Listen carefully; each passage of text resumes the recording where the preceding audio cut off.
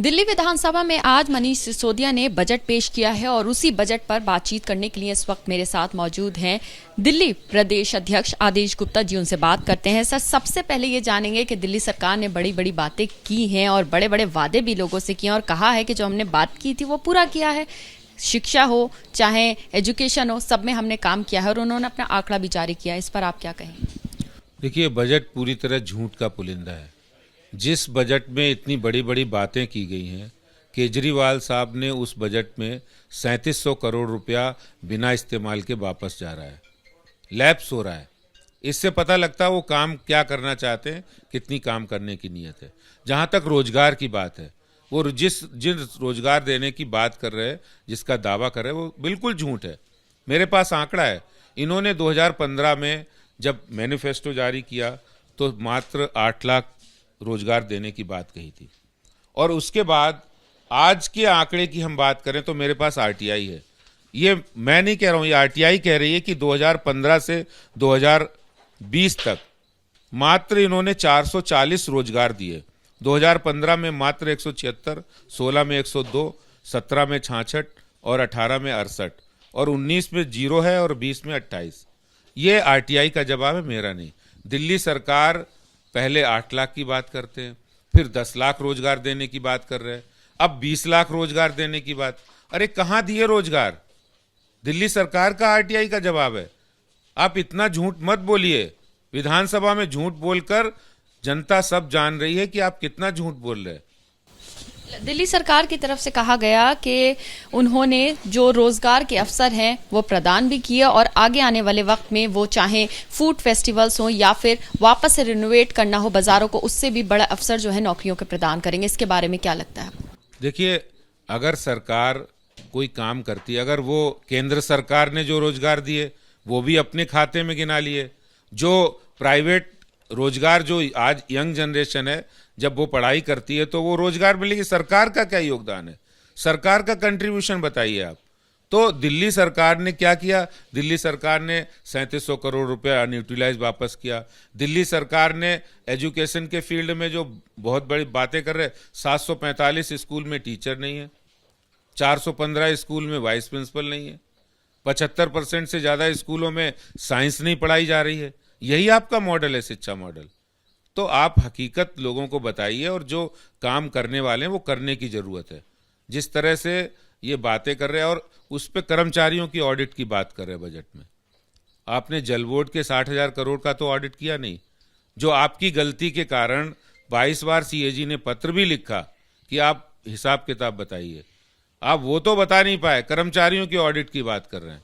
वो तो कह रहे हैं कोविड के टाइम में हमने बहुत ज्यादा अच्छा काम किया है, साथ ही साथ जिन लोगों की कोविड में मौत हुई है उनको हमने जो भत्ता है या फिर कह सकते हैं एक उनके लिए हेल्पिंग फंड है वो भी प्रोवाइड किया 50,000 रुपए का। इसके बारे में क्या?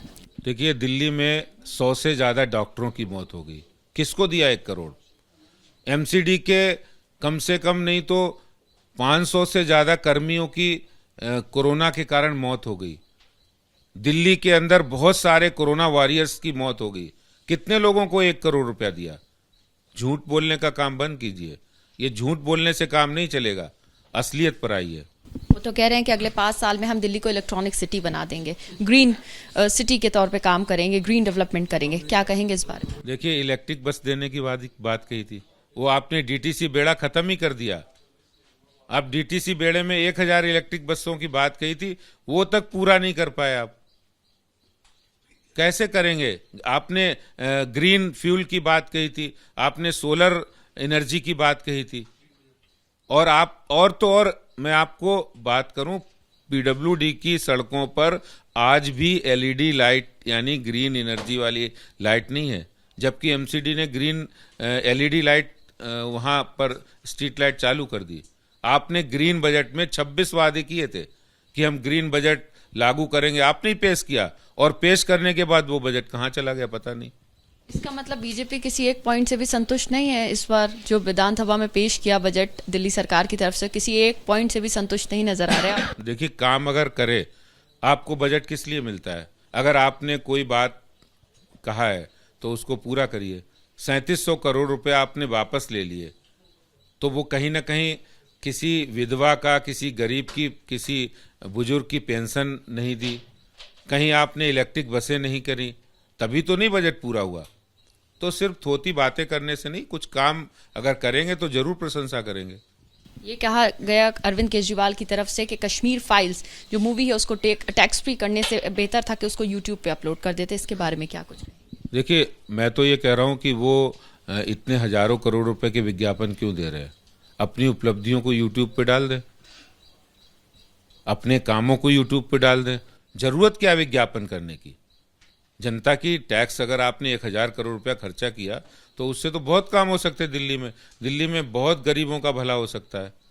तो सब यूट्यूब, ये इस तरह की जो उन्होंने मजाक किया है विधानसभा में और कश्मीरी पंडितों, कश्मीरी हिंदुओं के साथ और पूरे हिंदू समाज के साथ, ये केजरीवाल ने एक अहंकार दिखाया है और अहंकार किसी का नहीं रहा है।